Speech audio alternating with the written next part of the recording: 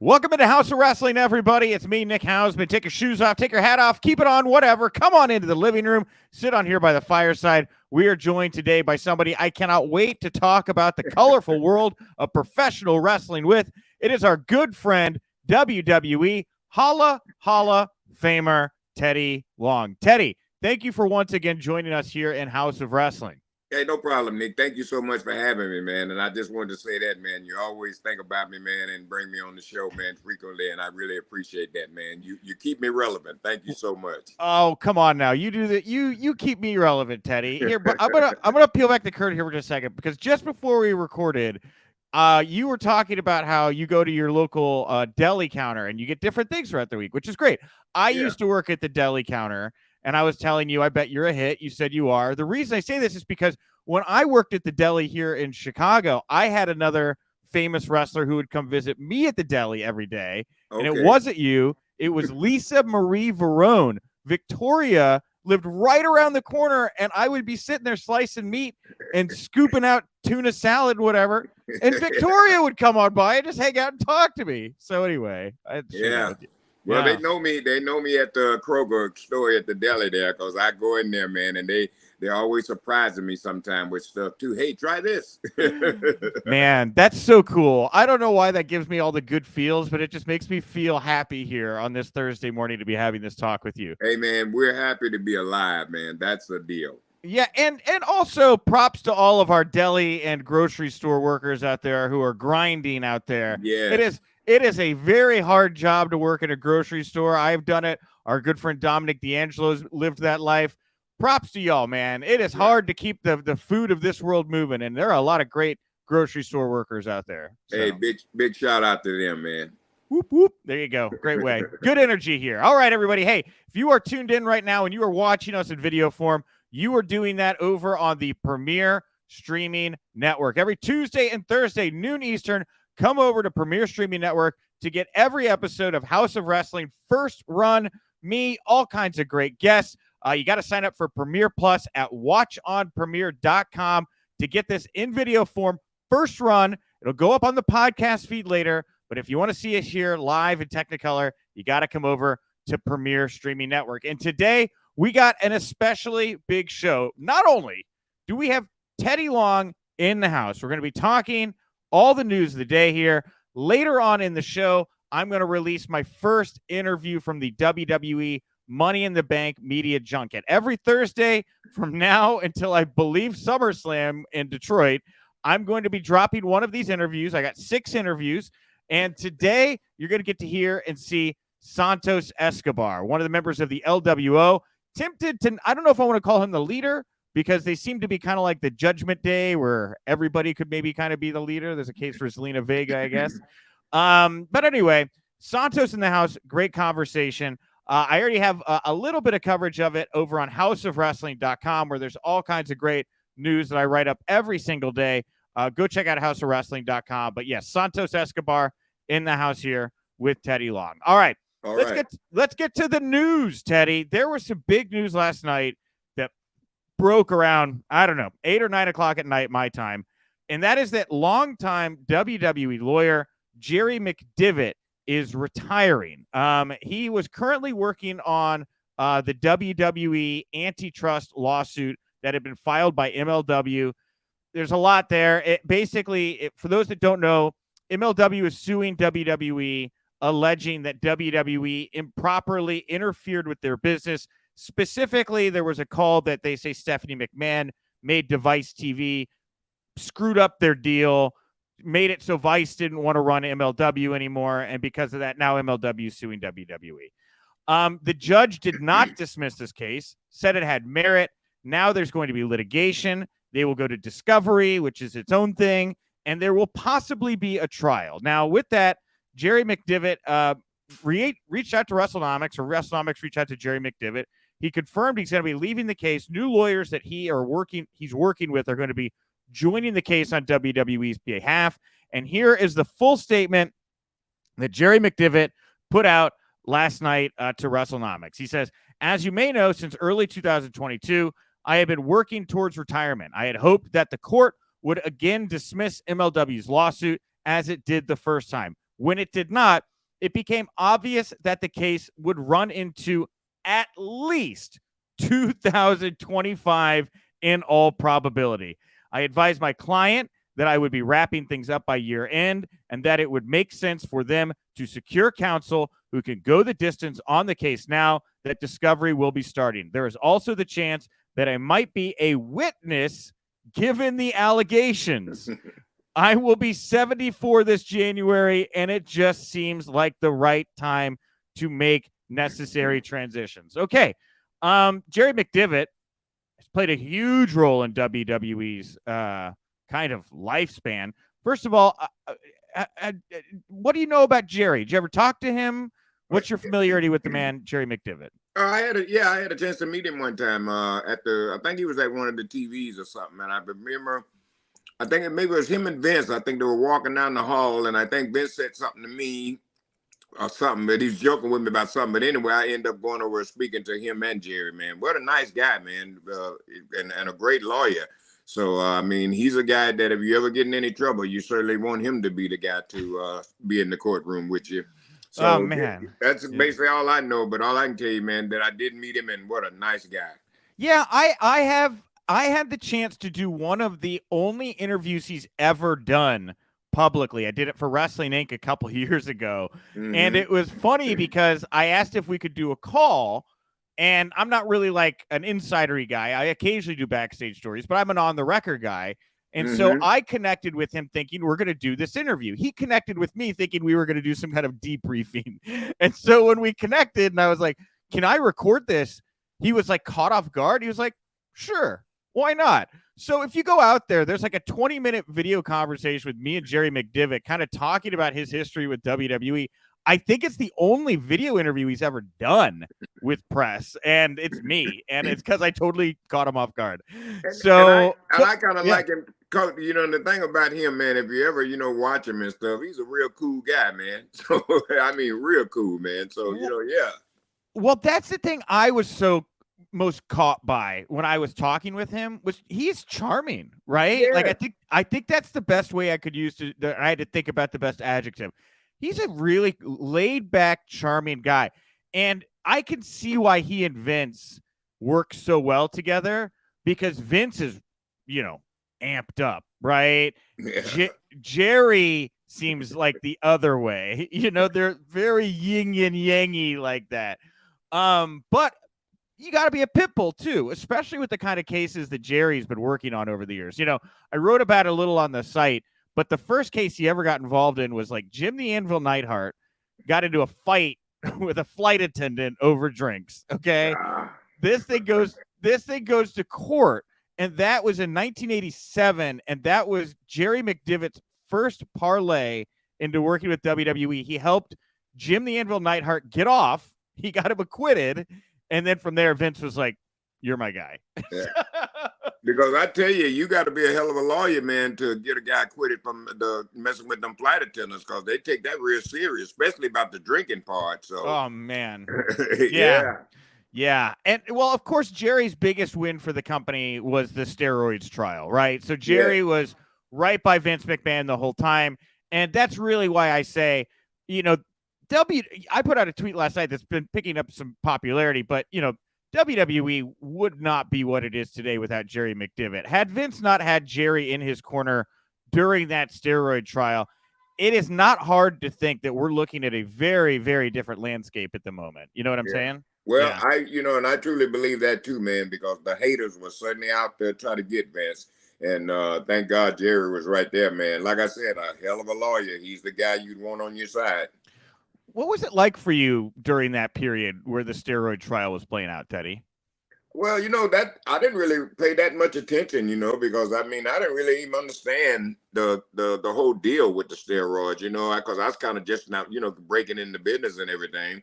So I didn't really know just how bad that people say that they were and what they really were and all that. I had to learn all that over time. But like I said, I never did really pay that any attention. Didn't bother me at all.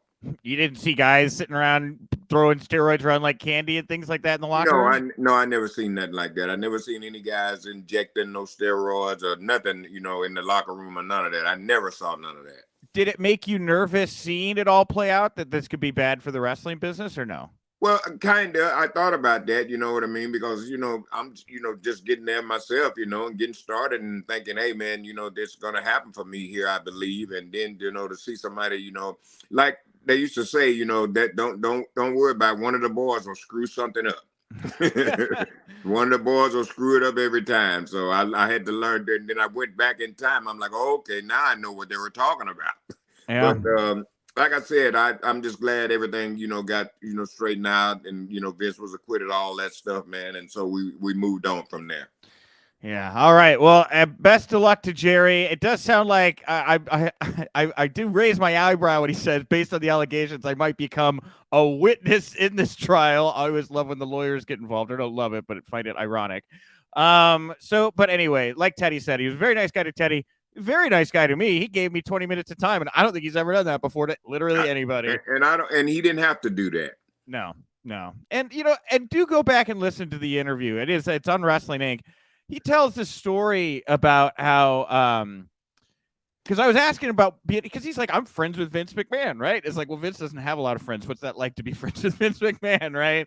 And he was just talking about how he gets to see this side of Vince that he doesn't think a lot of other people see. And he told this story about, there's like a janitor at Titan Towers, like a custodian, sorry, not janitor, a custodian at Titan Towers that Vince had become friendly with. And he found out this custodian was on hard times, and Vince like took a bunch of money out of his wallet, like on the spot, and like gave it to this guy and took care of him and kept in touch and like helped him through this period of time. And he's like, you hear, and granted, for good reason, there are also bad stories about Vince, but it was also this like kind of other side, the softer side of Vince. You don't usually get to hear a lot of people describe. And it was just a very interesting 20 minutes with Jerry McDevitt. I'll say that. And I can say this too, about Vince, the other side of Vince. I saw that too. There was a black man. I can't remember his name. I'm sitting here now trying to remember it, but he would always come to the TV sometime when we were where he lived. I can't think of his name, but Vince took care of him. He bought him a brand new car, and he did other things for him, over a period of time. But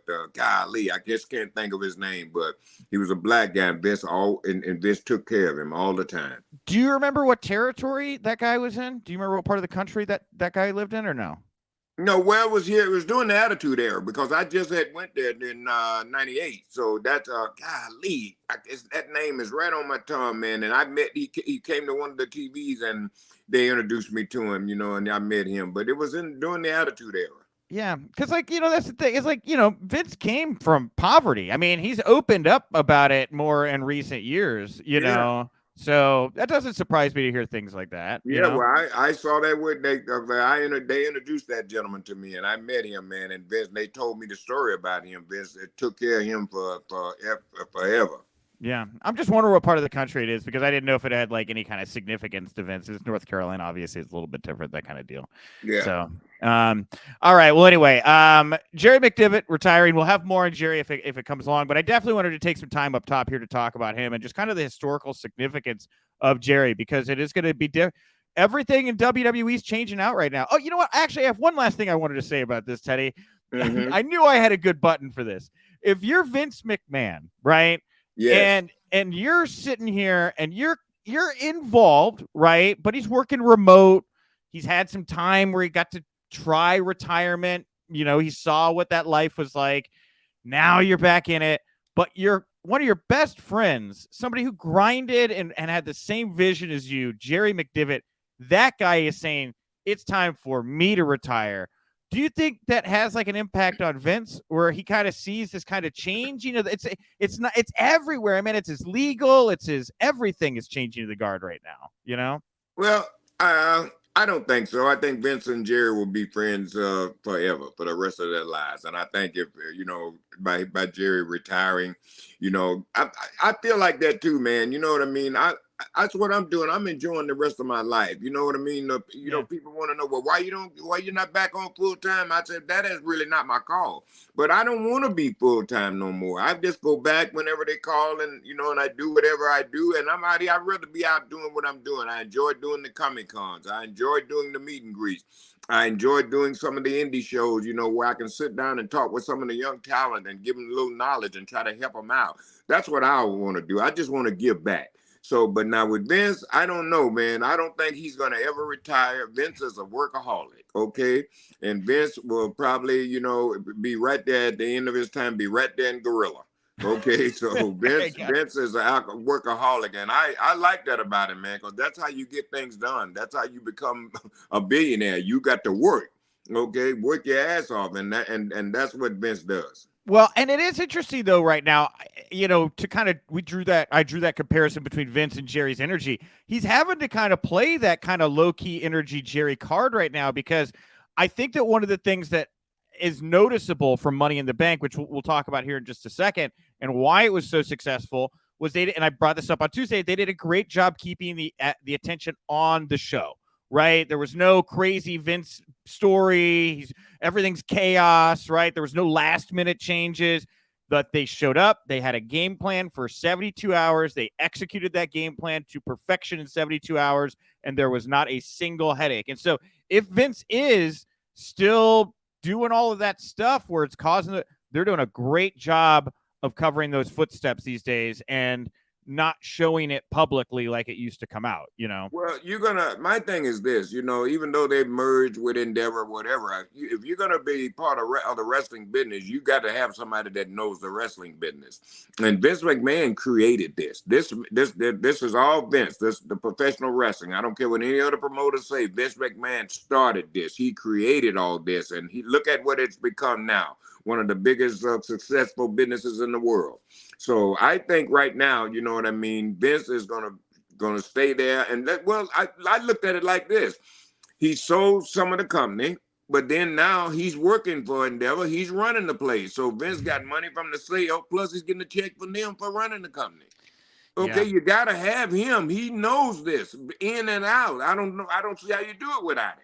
Well, it's like Dana White did the same thing, right? Dana White made the big paycheck by selling part of it, got to stay on. Now he's getting salary, and look, the guy can literally get away with nearly murder and be just fine.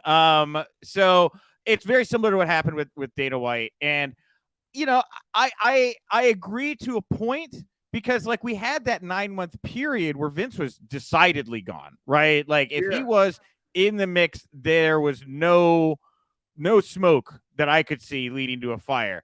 And the company in that 9 months revitalized itself. It became a better, more engaging product that the fans were wrapping their arms around.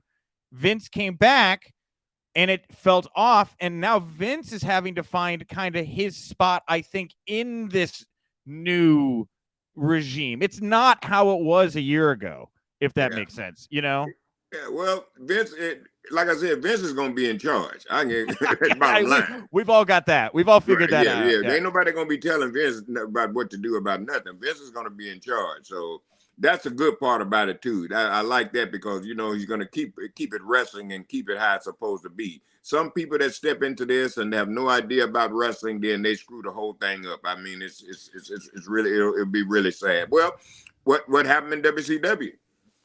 Oh, when they brought in when they took the power away from Bischoff, or they brought in Russo.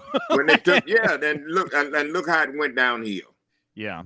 I mean, it was just terrible, man. I mean, it just that. What did they had? Marcus Bagwell's mother as one half of the WCW Tag Team Champions, a lady that's never even wrestled a day in her life. I'm not speaking nothing against her, but how do do that? Well, and that was the Russo era there after that Bischoff had been kind of. I know, Nick. I know, but how do you? Come on. I think you have to smoke some crack and then sit down with a pad of paper and just kind of let it go. Well, okay, well, there you go. So I don't know. I kid. I don't want to allege anyone was smoking crack, but there were certainly some decisions that would appear that they were under the influence. Bischoff though, Bischoff, to his credit, had some more history, right? Going back to the AWA, learning from Vern Gagne and all those things. I think that there were certainly decisions Eric made creatively that were very, very good. Would never give him never give him the checkbook again, but I think that there was some good creative stuff there early on. Well, I had a chance to work with Eric before Eric even got that power. Okay, yeah. Me and Eric I was doing color commentary with Bischoff. We was doing for the Canadian market. We used to do those when Bill Watts came in and took over. So I was working with Eric way back then before he even got the power. How was that working with Eric before he had power? Oh, it's great. Me and them got along. We used to go to, we were really good friends. We used to go to this Mexican restaurant called Casa Claro, and that's when I was drinking back then. And man, we used to drink these big dollar margaritas and stuff, man. So me and Eric had a hell of a time. And he's still a great friend right now, man. But I'm just saying, back when I was drinking, having a good time, me and Eric was right there, man. Well, and one night, I'll tell you this story, and Eric can tell you, one night I think we was running late. We was filming a lot of stuff, and it was real late, you know what I mean? And Watch was pressuring Jim Ross, you know, to get this stuff done, you know, and well, I mean, it was like 10 o'clock at night, and Eric had a lot of more stuff to do, and I stayed there with him till almost midnight so we could get all those promos and stuff done so we could get them out. He'll tell you that. I think he has told me that story, actually. Have you, how was it working with Eric once he became like a creative influencer then? How was that dynamic change for you? I had a good time working with Eric. The only thing that happened, you know, me and his friendship kind of soured because I think some other people, and I won't call any names because I'm so sick of this, you know what I mean? But they went to Eric, you know, and start, you know, spreading salt on me, saying bad things to Eric about me. And so I think that Eric kind of looked at that, and you know, he kind of soured against me too a little bit. But that came from people didn't want him to help me. They saw Eric was helping me, and I was trying to make it a little bit, so they cut that off. Got it. Well, I've never heard of that in pro wrestling. I've never heard of politics coming into play. Well, you better start watching it. I'm just kidding. I was front row.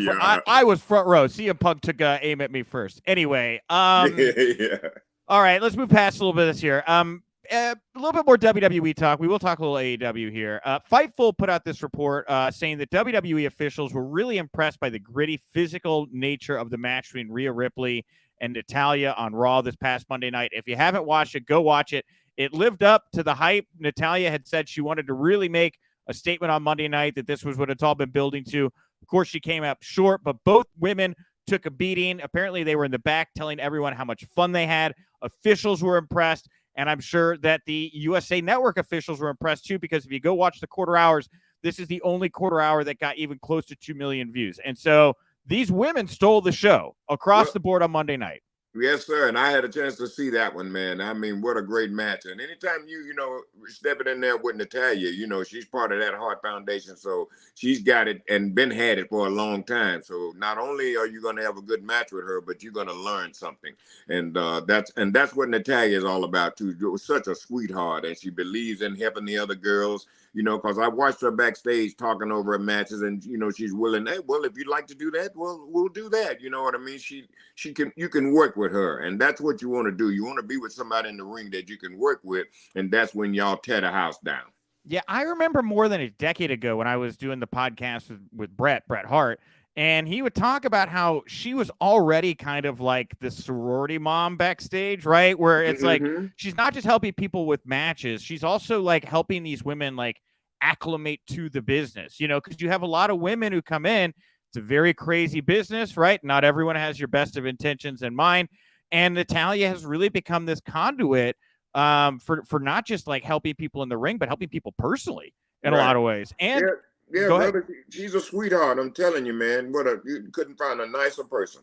Yeah, and she's somebody that can relay things to the office, is what I've gathered. So, like, when there are Teddy Long and Teddy's back. Sorry, I don't know where Teddy went for a moment. He's a time traveler.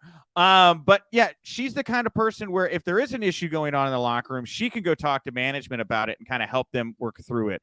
What I think is so great about this moment Natalya is having here right now is it's just so deserved. You know, for a long time, everybody looked past her, didn't notice her, like thought it was kind of Nepo baby kind of stuff. She was around, whatever you want to say. She didn't click as a main eventer.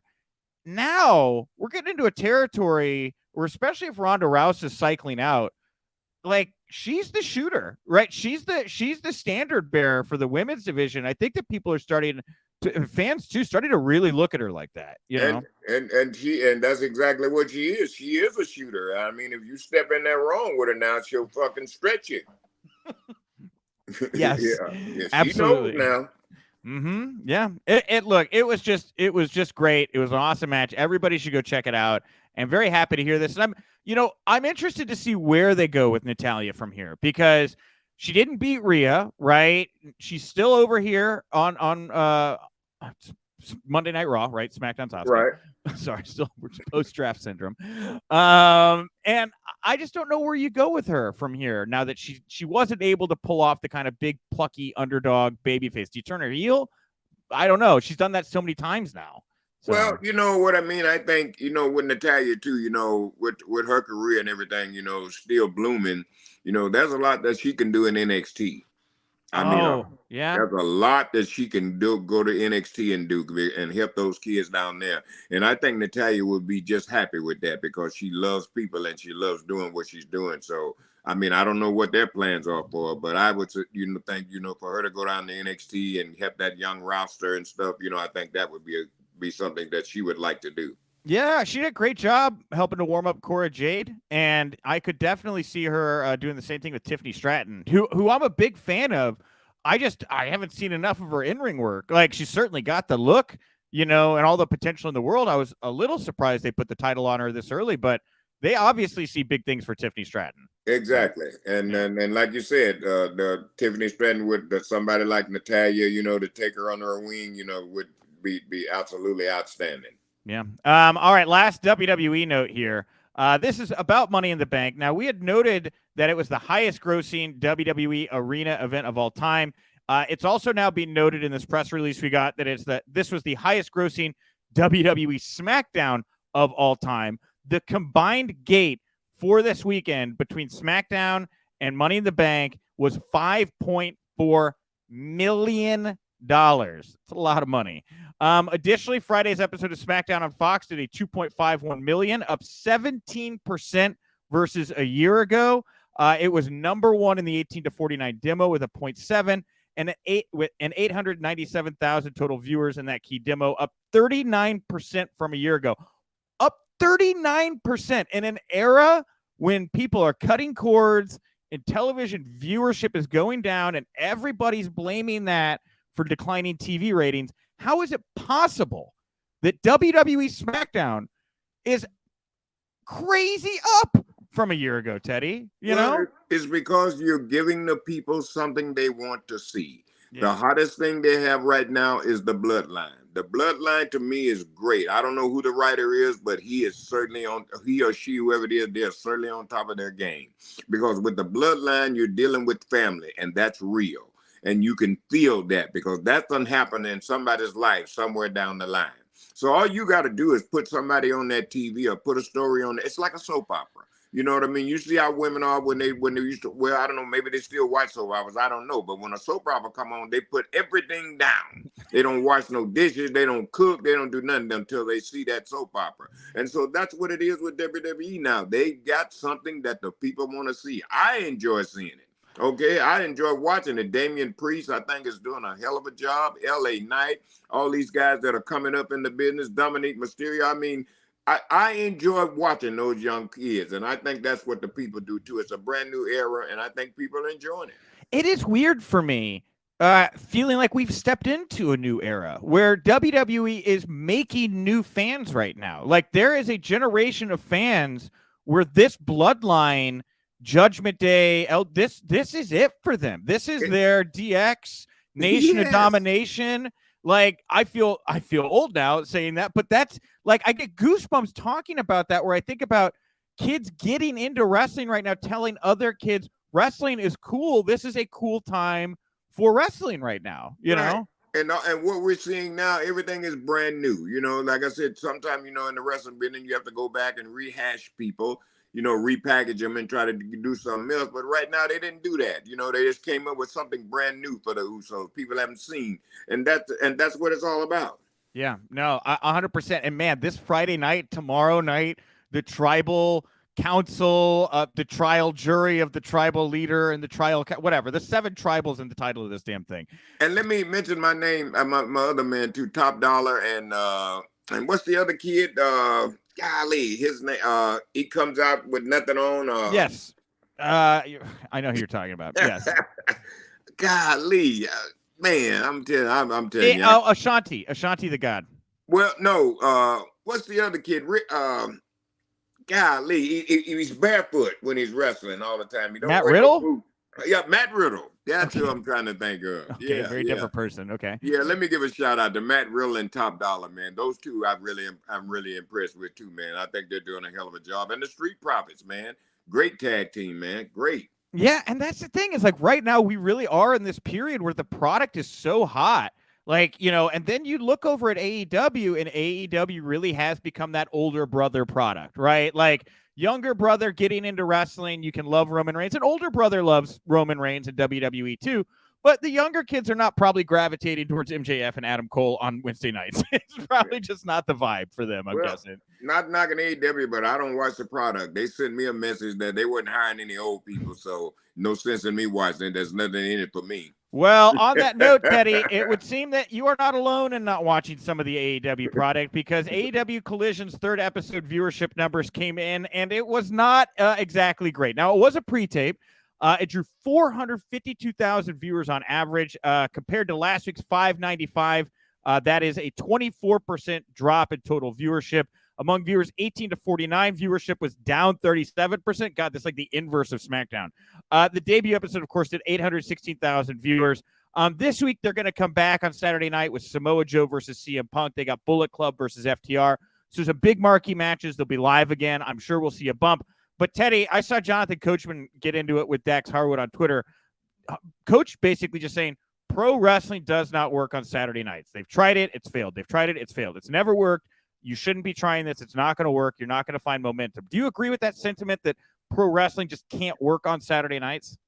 Pro wrestling will work on any given night if you got something that the people want to see, like we were speaking about earlier. You know what I mean? If that just like me and you, Nick, if there's a program that we like and we watch on this TV and we like it and we look forward to watching that program every week, then when we get hooked on it, we don't give a damn what night of the week it comes on. We're going to be in front of that TV to watch it. So I don't agree with Jonathan Coachman on that. I mean, look, maybe I'm wrong for this. Back in the day, WCW Saturday night. Yeah, 605. Vince had WWE had a show on Saturday nights. Okay, I'm trying to think of the name of that, but Shotgun anyway, Saturday nights. Yes, Shotgun Saturday night, exactly. So like I said, I don't have any. Yeah, thank you. You're welcome. Yeah, because I don't agree with Jonathan on that. Well, here's the thing: is like 605 Saturdays WCW. That's like just before you're going out for partying. Shotgun Saturday Night was like 10:30, whatever on MTV. It was the late night show you could throw on in the background while you're getting drunk. They had like strippers and the opening intro, right, and all that. Yeah. This is that sweet spot, prime time Saturday nights. I do ultimately agree with you in the end, though, Teddy. I think if you've got a product that people want to see, that they're invested in, that they're excited about, if there's a hook, they'll tune in. I do think that it is interesting. Malachi Black was talking to Bobby Fish on his Undisputed podcast. He said he didn't want to see his House of Black stable on Dynamite, Rampage, and Collision. So he said, I want to be on Collision. I want people to know where to find me. Do not book me and my group on the other shows. We are a Saturday night entity. But that puts him, Miro, CM Punk. I'm starting to see a trend here. It seems like the WWE guys, they all like working together. They all like working together on Saturday nights, letting maybe the Elite and that crew work on Wednesday nights. We're very in the process, but I am envisioning two very distinct brands here in the not too different future, Teddy. And then you can come back with Saturday nights because the generation of people that were watching wrestling when Shotgun Saturday Night and WCW Saturday Night is on, probably some of them are not even watching wrestling anymore. So this is a whole new era. This is something brand new for the fans on Saturday nights. And then you got to look at it like this, and this is how I look at it. On Saturday nights, there's no guy ain't got to worry about getting up Sunday morning going to work, okay, at whatever hours it may come on. So you can sit down, in your home, have a beer, whatever, and relax, watch the show. And you ain't got to worry about getting up stressed out the next day. Yeah. Well, one name we haven't seen on Saturday nights who was supposed to be a part of Saturday nights and did call the main event of the first episode of Collision is Jim Ross. Now, Jim Jim fell in his home the night or the morning before or the night before the debut episode. He got a big black eye. He's been out recovering ever since. He is now saying on his podcast that his contract with AEW is not long for this world. There's not much time left on his contract. He doesn't know if he's going to get re-signed. He hopes to at least stick around. You know, he likes helping this company grow. He wants to maybe work in a backstage talent relations capacity, but he doesn't know. And there is a possibility here, I guess, sooner than later, that Jim Ross could maybe become a free agent again. So there you go. Yeah. What do you think of Jim's? What do you think of Jim's role in the landscape right now? Do you keep him in the booth, or would you prefer to see him working backstage? Where do you see Jim Ross in the landscape of things at the moment? Well, Jim Ross knows a lot about this business. He's a seasoned veteran, brother. He's been around forever, and he's worked with a lot of great promoters and stuff. So I think, I mean, it's up to really Jim. If he's been on color commentary, he's been there for many, many years. So I think, right now, he would probably be better working behind the scenes, maybe in a talent relations part, or either helping the young talent, you know what I mean, become an agent or something like that. But it's really kind of left up to Jim. Some people, they get on that TV and they hate to leave the TV. You know what I mean? And so, that never bothered me. So, like I said, I think he would be better behind the scenes because of his knowledge. He knows so much, and he can share a lot of that with some of the young talent and help them out. Yeah. All right, and moving on here, away from AEW and WWE talk, I guess kind of a little bit of AEW talk in here. The Observer newsletter were reported that there was some test screenings of this new The Iron Claw movie coming out about the Von Erich family. A couple notes I just wanted to pass along to everybody. Apparently, the fans didn't like the guy who played Fritz Von Erich. They think that the guy who plays Ric Flair in this movie is laughably bad and does not do a very good job doing Ric Flair style promos.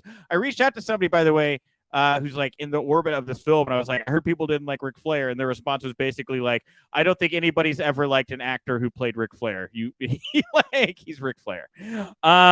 We also have MJF apparently in the film playing Lance Von Erich. Doesn't have any lines. A lot of hype for MJF in this movie. Apparently makes an appearance. Doesn't say anything. Here you go. Well, who produced that? Who's the people behind this movie? This is A24. This is a reputable outlet. I'm interested to see this film. The reaction does seem mixed, but Ryan Nemeth, Dolph Ziggler's brother, is in it as Gino Hernandez, and Chavo Guerrero makes an appearance as the Sheik, Ed Farhat. So there's all the kind of news we have coming out of this test screening. But yeah, I'm kind of I'm upset to hear that there's so mixed reviews because I've been pretty excited about this movie, Teddy. Yeah, well, I'm kind of like you. I kind of like to watch it too. Yeah, I'm interested. All right, last story here before we throw to my interview with Santos Escobar. Now, I kind of got tied up in this on July 4th. I didn't want to work on 4th of July, but the story falls into my lap because every year my wife and I look forward to watching the Nathan's Famous Hot Dog Eating Contest. It goes down on Coney Island. It's always won by Joey Chestnut, who eats an ungodly amount of hot dogs. The past couple of years, this pro wrestler named Megabyte Ronnie has been on the stage, and every year I go, man, I got to talk to that guy. I got to meet this guy, Megabyte Ronnie. I'm so interested. This past, like a couple months ago, Teddy, it turns out because of back injuries he sustained as a kid, he's got to retire from pro wrestling. And I was like, oh my God, I'm never going to get this chance. So I got to connect with him. We talked about it. And this year I was like cheering on somebody who's actually participating in this competition, Teddy, right? Right. We're getting excited now, Teddy. You're feeling it in the air. Me and my wife were like, we're going to watch some men pound some hot dogs today, right? We get really excited about it, okay? This is some Carney 101 here, okay? And then this storm hits Coney Island. Lightning everywhere. We are watching this thing on a live stream that we found on YouTube, getting the blow-by-blow. At the last second, we're watching the feed. New York Police Department comes in, says this is dangerous. You all have to leave Coney Island. We are canceling the Nathan's Famous Hot Dog Eating Contest. Wow. And that's a first time ever, right? That's never been canceled, has it? First time. I don't believe it has ever been canceled. First time ever. And I am watching this, and I tweet out this to everybody because we're watching a live feed. Not a lot of people know it yet. The tweet starts blowing up. My wife goes, you run a news website. You should write about this. I was like, okay. So I wrote a news article up. I got it out. And then it's somehow they decide, no, we're going to still do it. Like, what happened? Right? So they uncancel the event because there's like a 45-minute period where there's going to be no lightning there. What apparently happened, and this is all documented at houseofwrestling.com, way too much hot dog eating contest coverage this week. What happened here was Joey Chestnut, Teddy, the greatest hot dog eating freak of all time. He spends his whole year getting ready for this one thing, right? He has to know. He's like, it was explained to me, he knows when his stomach is at peak openness for eating the most amount of hot dogs, and he times that to the exact moment that contest is about to happen. So as every minute ticks by past the initial start time, this man's stomach starts to shrink, and his ability to eat dogs goes down, right? Yeah. How does he do that? That's because he's crazy. He's the best in the world at eating hot dogs, right? And so Joey is pissed, and he's a big guy. And I guess he walked away from this where the police are saying we're canceling the event, and I'm going to use some profanity here. I apologize. He said to the press pool, I'm going to go in the back, I'm going to rally the boys, and we're getting this fucker done. And he grabbed all those hot dog guys, and he pulled them out, and he said, lightning be damned, we're eating hot dogs today. Called ESPN, said, turn your fucking cameras on. We're eating hot dogs today. And Joey fucking Chestnut, on his own, willed this contest back into existence. Only ate 60 hot dogs in 10 minutes. His personal best is 76. But yeah, hot damn, you know. That's great. There's a guy there that loves his hot dogs. It was, you know, I don't like to praise carny behavior, right? Because it's like pretty bad. You don't like want to praise carnies, but sometimes that carny, I don't give a fuckedness, it'll get you through. Yeah. And Joey, well, you know? I think that was brilliant. You know what I mean? What a brilliant idea. I mean, the storm, you know, was out there, but my man says, hey, no, I came here to eat hot dogs. People want to see me eat hot dogs, and we're going to eat hot dogs today.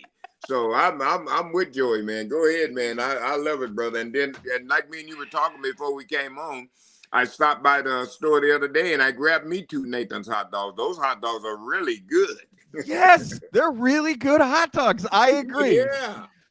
Anyway, I had to tell the whole story here because it was insanity, and Joey Chestnut is a living legend. All right. And nobody would have never believed that. I'm glad you told it, man. That's incredible. Oh, so good.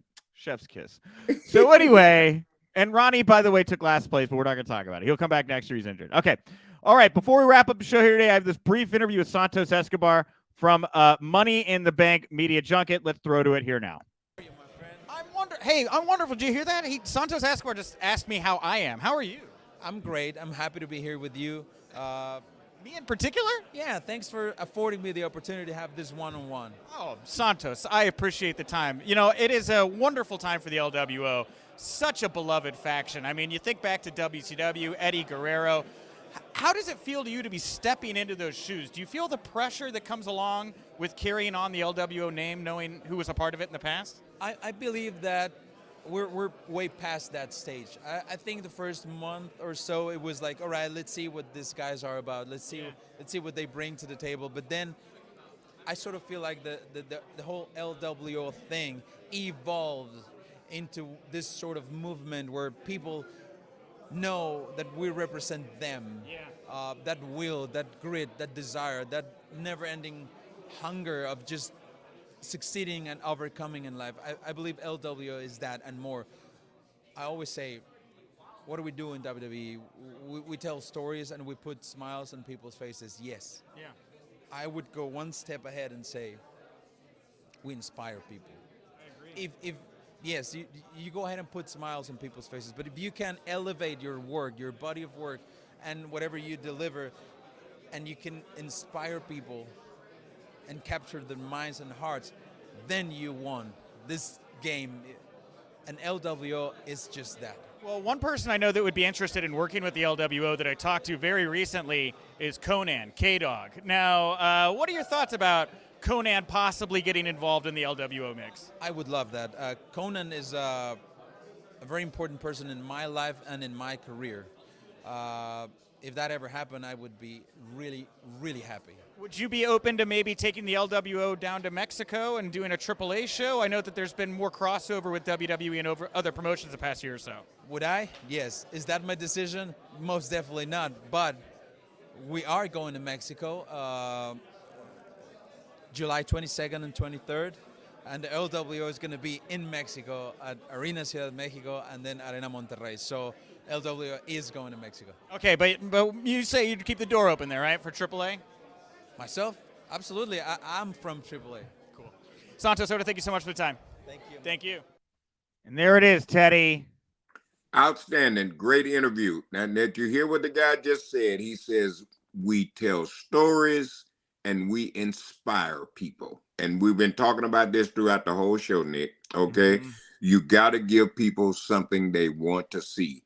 And if he understands this business just like he just explained it, and at his age, he's going to be something, man. He's got a, brother, he's going to be great, because I just heard some of the stuff that came from him. You know what I mean? And that's really the truth. That's exactly what this business is. And he understands that. And, I just wish him all the luck in the world, him and the LWO.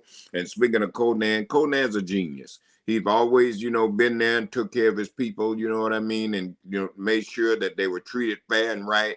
My hat's off, Conan, I love him to death. Awesome. Hey, what a great end to the show here today, everybody. I had a blast inside of House of Wrestling. I want to thank you all for joining Teddy and I guess Santos here in the living room. I'll be back on Tuesday. I'm going to be talking with Stephanie Chase, another person from across the pond. We're going to be talking even more Fallout for Money in the Bank, but I'm sure more will be on the way as well. I think we're going to change up the release order. I've been trying to do the interviews and the news show separately throughout the week on the feed.